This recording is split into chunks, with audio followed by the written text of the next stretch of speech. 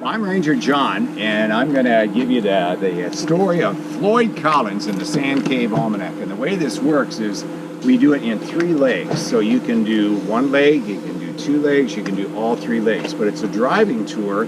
The first leg is right here. The second leg will drive. You in your car, I'll take the van that I came in with, and we'll go way back in the middle of nowhere to Floyd's farm, his cave, his property. And then the third leg is to his the cemetery where he resides today.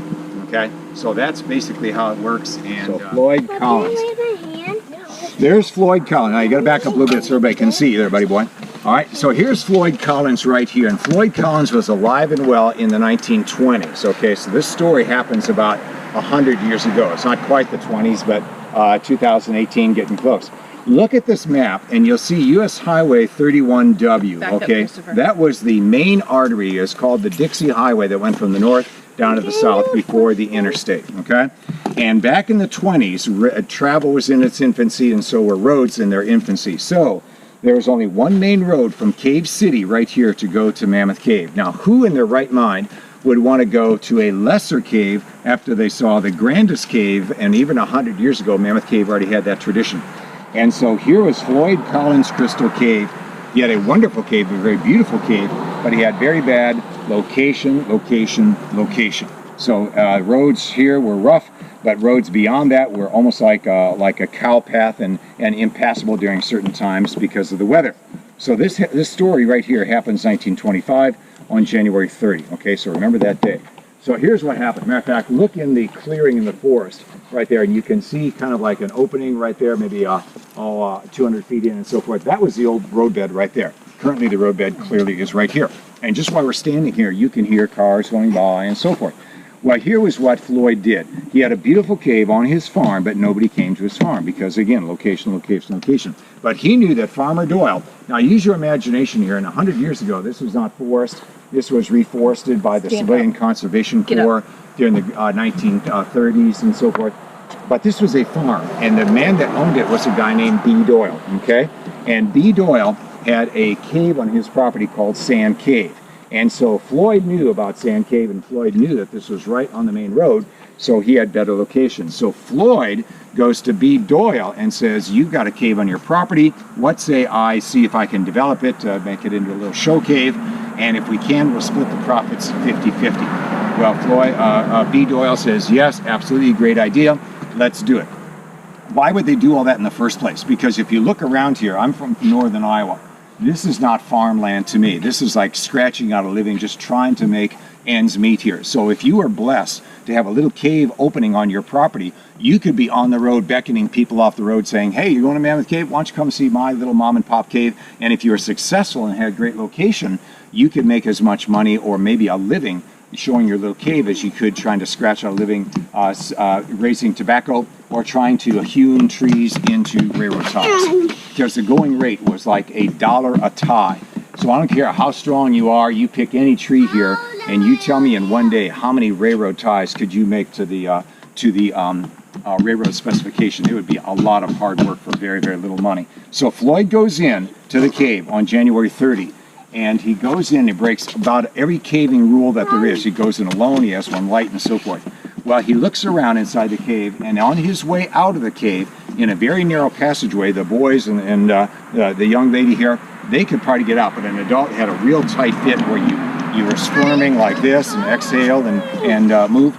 Well, he knocks open his open flame lantern, and the lantern goes out. So now he's in pitch black darkness, okay? So now he's flailing around, and in doing so, he kicks a rock loose from behind him, and the rock falls on the small of his ankle and pins him. So now he's deep inside the cave, and he can't move forward, he can't move backwards, and he has no light. And nobody knows that he's there. So now, the next day, his mother starts to worry, saying, you know what? He has 2 brothers and a special needs sister. He says to Marshall, and mother says to Marshall and Homer, go check up on Floyd and see what's going on. So the boys come down here from way far away, and I'll show you if you want to do the next leg of the journey. And they see Floyd's coat outside. Now, have you guys been in the cave yet? Mm-hmm. Have you been in the cave yet? You have. You just said you did the historic. So you know that it's comfortably cool inside the cave, and in the wintertime, you would not need a winter coat until you get to the cave, but you could take it off because it's like spring-like weather inside the cave and hot humidity. But anyway, they see Floyd's coat, so they know he's in the cave. And so they yell, you know, Floyd! And sure enough, they hear a very faint, you know, help, get help, I'm stuck. And so for the next couple of days, local people, you know, brothers help, you know, get neighbors, and they try to get Floyd out, and they simply can't do it. So in the meantime, the word spreads, you know, gossip and so forth, that there's a man, Floyd Collins, and he's stuck inside the cave.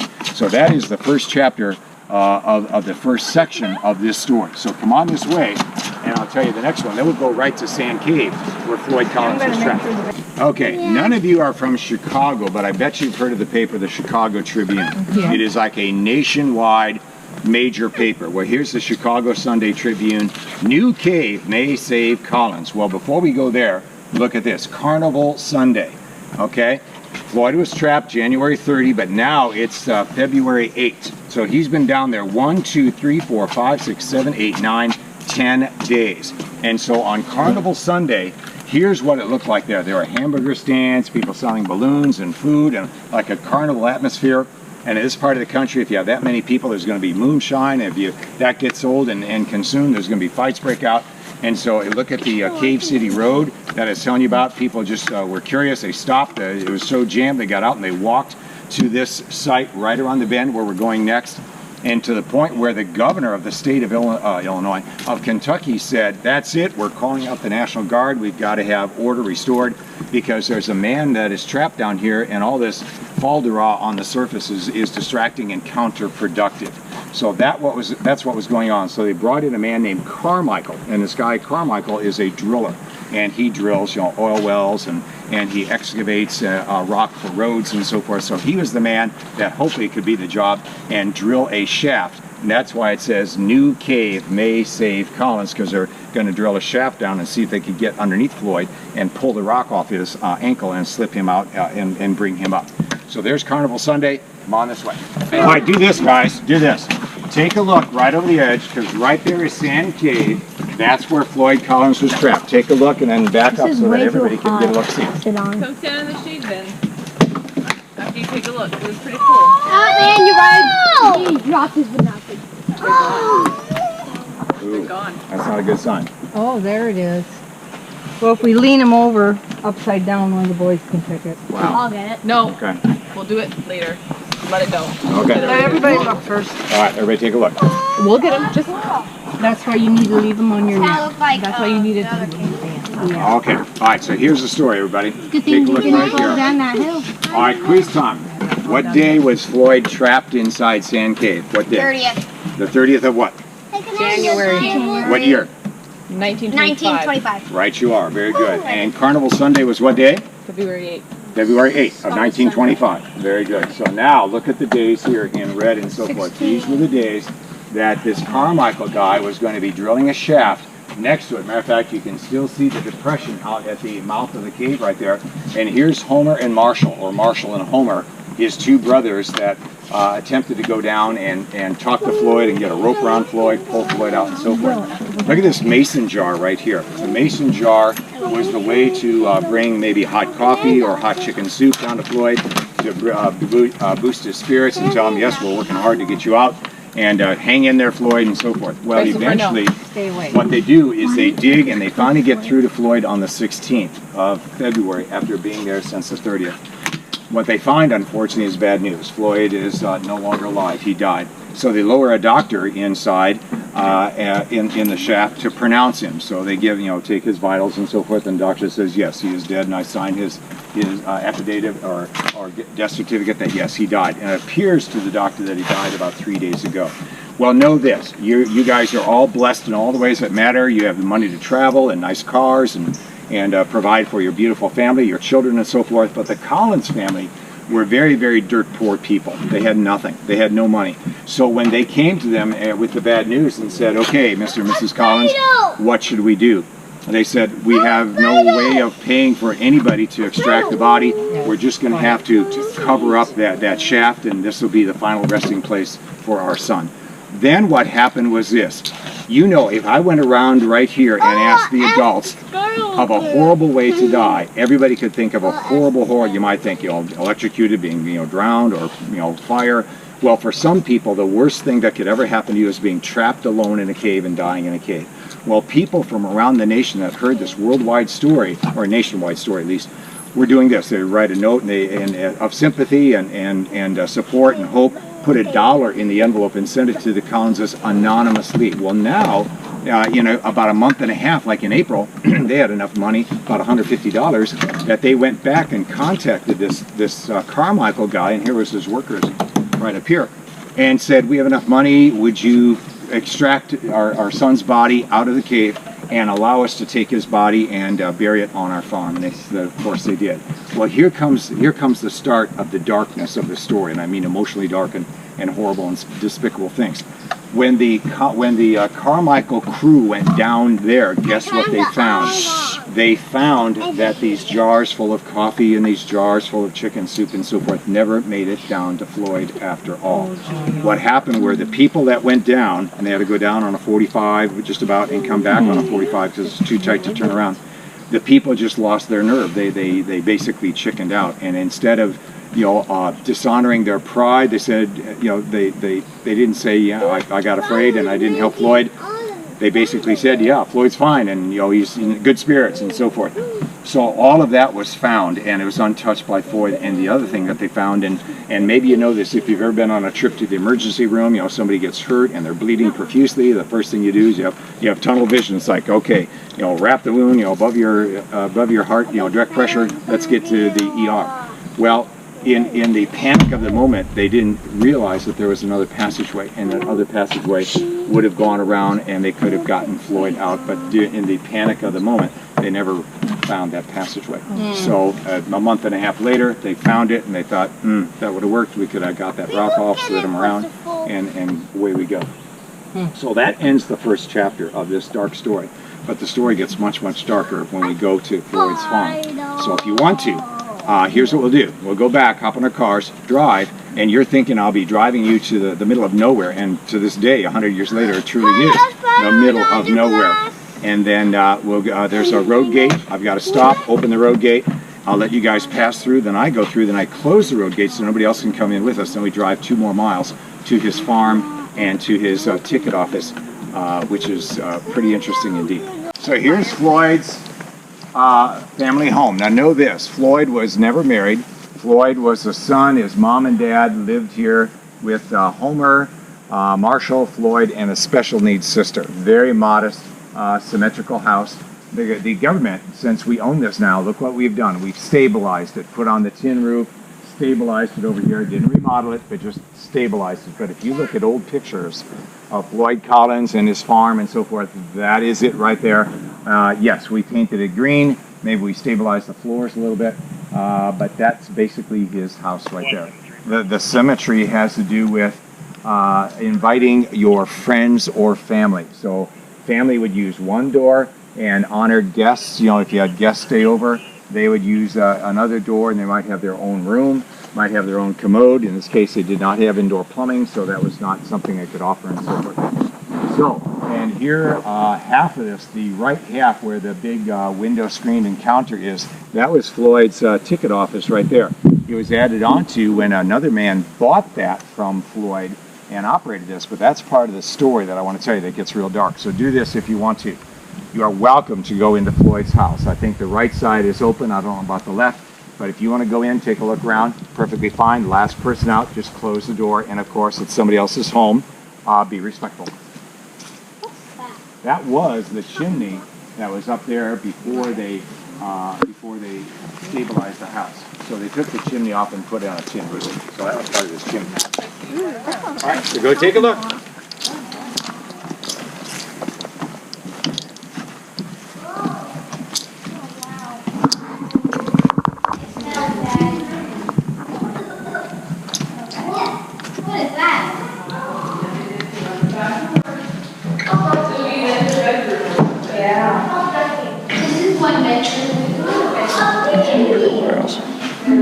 Smells like old barrels.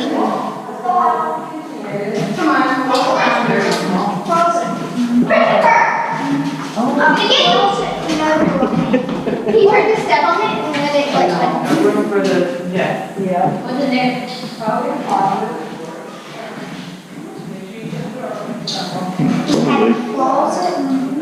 with no door handle. It wouldn't be farmer. Look, a closet, but no They door probably took it off. So nobody can get in there. All right, well, here comes the dark part of the story. And moms and dads, this darkness, I think, will be okay for children to hear. But if you say, Ranger John, you know, and I'll stop, okay? So here goes. So let's review quickly. Floyd died in Sand Cave, correct? And he was buried in Sand Cave because the Collins family had no money. But he's buried for about a month and a half. Then, through the generosity of strangers, money appeared, and the Collins were able to employ this Carmichael guy to extract Floyd's body and bury him on the family farm. And their burial plot was right in that tree line right there. So Floyd was the only man I know of that was buried 2 times. Okay, most people are buried once. He's buried twice. Well, now here comes a man, a doctor. His name was Dr. Thomas, and he was from Horse Cave. Now, you're not from around here, but if you get on the interstate and you go north on I-65 about 9 miles, you're going to go right through Horse Cave. Well, he was a doctor, okay? He was a dentist. So he comes, this Dr. Thomas knocks on the door and said, Collins family, I know of your troubles, your heartache, your terrible situation, your son's death. I'm going to be an answer to your prayer. I would like to buy your farm from you, and the money that I pay you for your farm, your property, and so forth, you can live on with modesty the rest of your life. And they think, what a answer to our prayers, what an angel, what a good man he is. So they do, but what they don't realize is in the fine print of this contract, this deed and so forth, is that the doctor now has given himself the rights to exhume or to dig up Floyd's body and to put it on display. So now the Floyd, how despicable, it gets darker than that.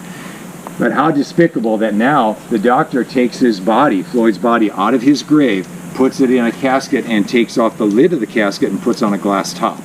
So now he takes it with the help of workers, they take it down in Floyd's cave and they put it on display in Floyd's cave. So now people that before, and you remember why I said people never came here, location, location, location. Well, now people had this morbid sense of curiosity. It's like, Floyd Collins, the man that died, we can see his body, let's go. So now people came in droves. The doctor made, his business went like that, made a fortune. Now, in very short order, other little mom and pop cave owners that were trying to scratch out a living, what do you think happened to their business? It basically dried up. And so in very short order, like 3 months afterwards, a mysterious happening happened where somebody breaks into this cave, the doctor owns it now, and somebody steals Floyd's body. Steals it right out of the glass case and disposes of the body. Well, 3 days later, a search in the woods, they find Floyd's body propped or hung, in a tree, like someone was going to go 1, 2, 3, heave-ho, and throw his body into the Green River, and Floyd would float away, never to be seen again. Well, their attempt they're backfired, whatever, it didn't happen. So now they have Floyd's body again. They call an undertaker, they bring Floyd back, clean him up a little bit, put him in another casket. This time it is a conventional top with a chain around it. So now Floyd has been buried 4 times. Once Sand Cave, once right here, once here with glass, and once now with chains over it. But the guides that were running this operation, if you were to tip them, they would go to the casket and they would lift it up because there's enough slack in the chain that you could lift the lid of Floyd's casket and still peer in and see Floyd's body. And so that is the dark, despicable story of this area, of this farm, and that was his ticket office. The doctor added on to it and put on bathrooms like in the late 40s, 50s, and so forth. And as you know, any news story is news. Like right now, what is the big news about caves and rescue right now? In Thailand. Exactly. And I heard that they got those kids out, and I heard they got the coach out. There's probably going to be hell to pay for all that, but still, that remains to be seen. But at least the kids are safe, thank goodness. But I mean, a story like that is like news, and it's like as soon as the news breaks, you're like, wait, stop, I want to hear this, stop doing everything. But you know that story will peak and it'll subside. Well, the same thing happened here. After a few years, Lindbergh crosses the Atlantic, that's big news. This little baby Jessica, falls in a well, there's big news in the 1920s and so forth. And eventually the stock market crashes and so forth. So, I mean, there are other stories that overtake it and overlap it, and Floyd's story begins to decline. So what happens then is this. is that in the early 1940s, the National Park Service comes and wants to buy this property from this doctor, and eventually a horse trade, and they come up with a price, and he buys the property. So now it is part of the national park, even though it's not a park that we show. There's no electricity out here. I'd be surprised if your cell phones work. If somebody had to cry bloody murder, cry all you want. I doubt my radio would transmit from here to get help and so forth. We're in the middle of nowhere, and here it is almost 100 years later. But they buy it. And so now, Floyd was never married, but he did have nieces and nephews. So the nieces and nephews contact the Park Service and say, look, our uncle is still buried inside this cave by that despicable Dr. Thomas. If you, the Park Service, start to ever show this, or people come here and so forth, it would not be right that our uncle is still buried right there in a casket and chains and look in and so forth. So in 1989, not that long ago, 1989, none of these children were alive, but all of the adults were. They take Floyd's body out of the cave one last time, and they take him, and in a procession, they bury him in the Mammoth Cave Baptist Church Cemetery, which will be our last stop. And so, if you want to, now, you ask so politely, and now the answer is, if you want to walk around, you can peer in, but be careful, because there might be roosting bats, and also there might be hornets or those mud dauber things, and if you disturb them, they're going to be angry because it's warm and they don't like to be irritated. And also, that is the path down to Floyd's Cave. It is open if you want to. I personally do not go down there because I tend to be a tick magnet. And when I go home from this day, my wife says, all right, take your uniform off, and sure enough, there'll be a tick or two or three. Like in high, private places, they like to be around the waistband of your underwear and stuff like that. So if you want to, you can. I'll wait for you, but I'm going to wait right here for you if you want to go down. It's about 100 yards, about the length of a football field, and it's a treacherous walk down. But his cave is down there, and you can see what his attraction was that he had for people. So go ahead and take a look there, and then meet here, and we'll decide if anybody wants to go or if you don't want to go.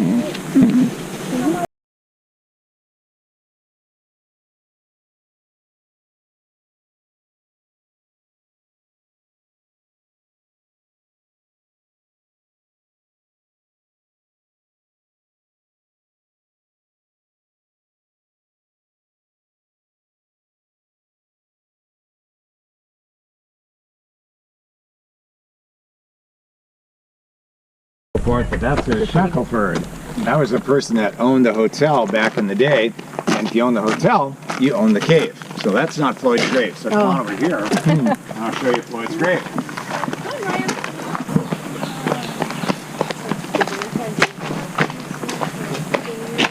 Here is Floyd's grave right here.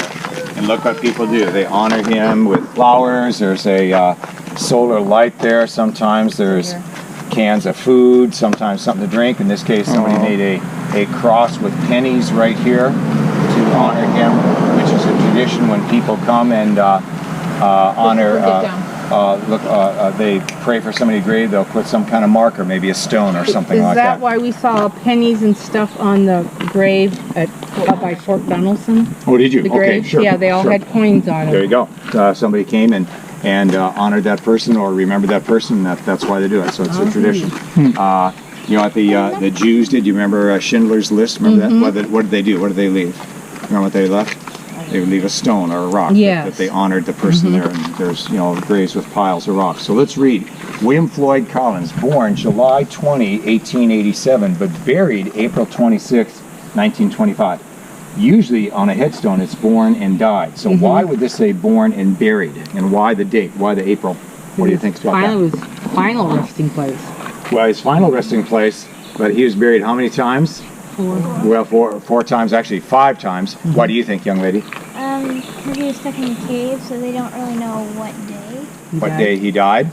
Well, this day right here is a special day for Floyd, because that was the day that they Carmichael and the family had some money. That was the day that they took his body out and buried him on his property. So they thought, yeah, probably don't want to do that. Get down. Don't do it right here. All right? Come on. That's kind of disrespectful. Come on, I want to look at the pennies. You can look at the pennies, but just don't put toys on top, okay? Yeah. You're welcome to look at the pennies.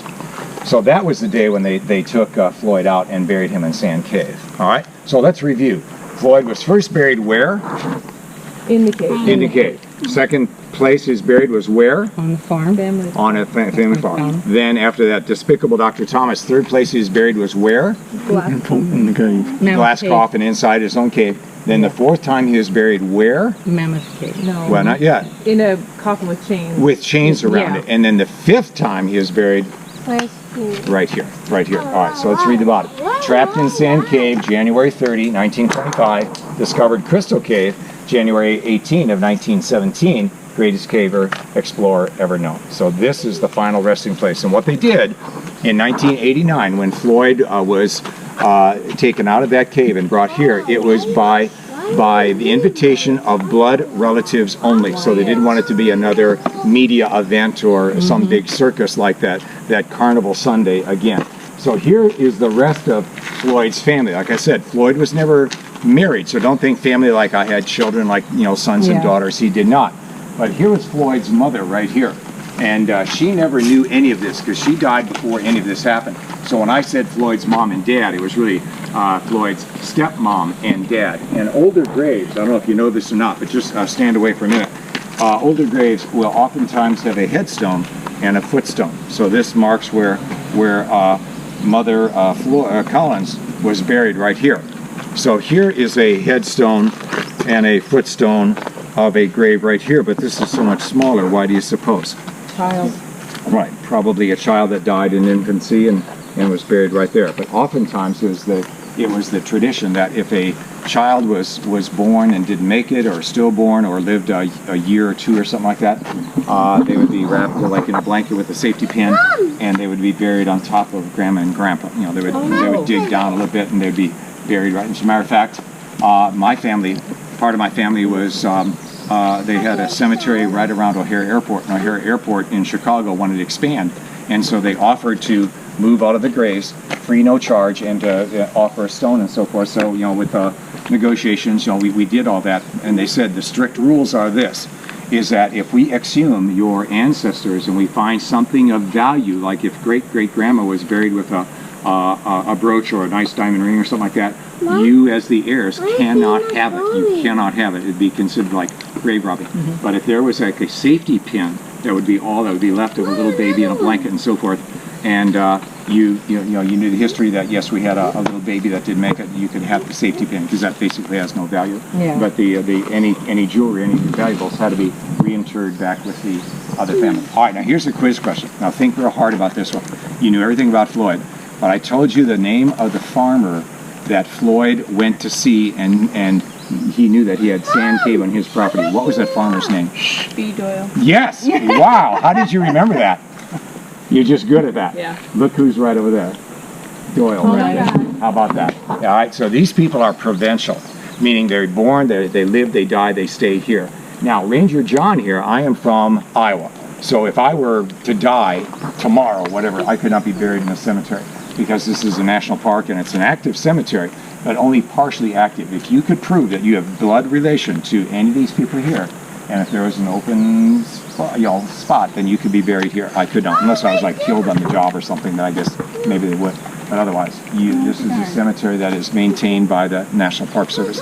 There's 80 cemeteries on our property, because this was at one time a farming community and so forth, and they only maintain the ones that are by the roads. If there is a cemetery deep in the woods like that, they just let it go back natural and wild. You might think, well, that's sad. Why this and not that? And the answer is, part of the problem is control. Like if they maintain a road and maintain the grounds and so forth, it makes a perfect haven for, you know, unscrupulous people to be hidden away from the road and do illegal things, and the police can't catch them, you know, and so forth. So it's a regular nuisance. So it's not that they don't honor those people and they honor these. It's just a matter of you know, safety and so forth. There's all kinds of strange people in the world.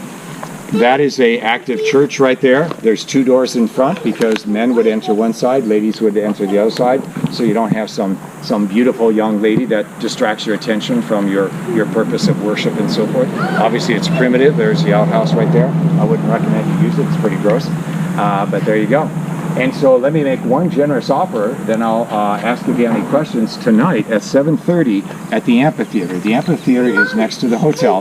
There's a hotel next to the visitor center. There's a parking lot. Then there's that antique train and the rail car and so forth. Behind that is an amphitheater, and there's a big screen TV. Tonight at 7:30, there's a program. It's on cave art, okay? And I'm going to be doing the program. This is my duty for the night. I'm the night ranger, I guess. and you're welcome to come. It's about a half-hour program. It's PowerPoint slides. You're welcome to come.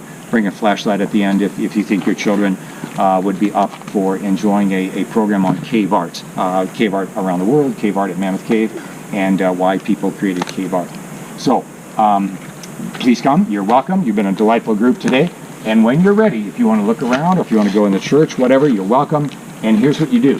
Your car's pointed back. So if you were to take that road back, about 3 miles, twisty, turny, stay on the road, and you'll eventually show up right back at the visitor center. You cannot miss it. Okay. You cannot miss it. So I have to go back because I've got to get ready for another walk and then the evening program tonight, but it's been a delight. So thank you for coming. My pleasure. My pleasure. Thank you for coming. Thank you for coming, sweet girl, and putting in all your 2 cents. Thank you, young man. Thank you, Dad. I like your truck. Thank you, guys. All right. Thank you, guys. And glad you found your binocs. Yes, thank All right. Any questions before I go? No. Here I got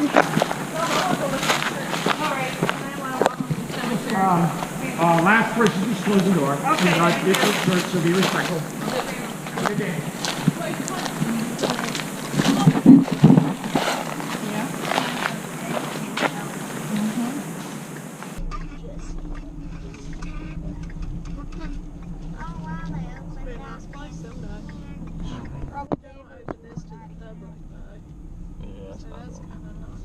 So how are you even supposed to lay in I that know. junk? Should keep that private. That part.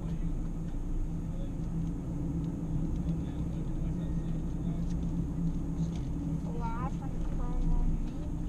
It's my destiny. I have to fly. What are we gonna put out there? A water pillow. Yeah. Huh. A big genius. Look on the stones. And at a playground. What's going back in that way? It's not good. I know. Dad, do a pocket watch. Huh? It takes one to know one. Yay, I'm a pocket watch too. Wee-hee.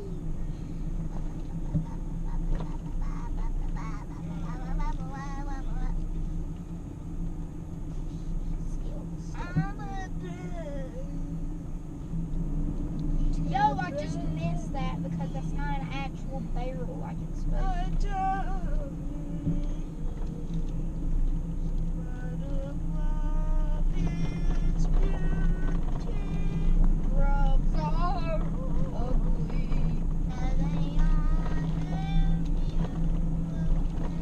Nope. Just the exact opposite.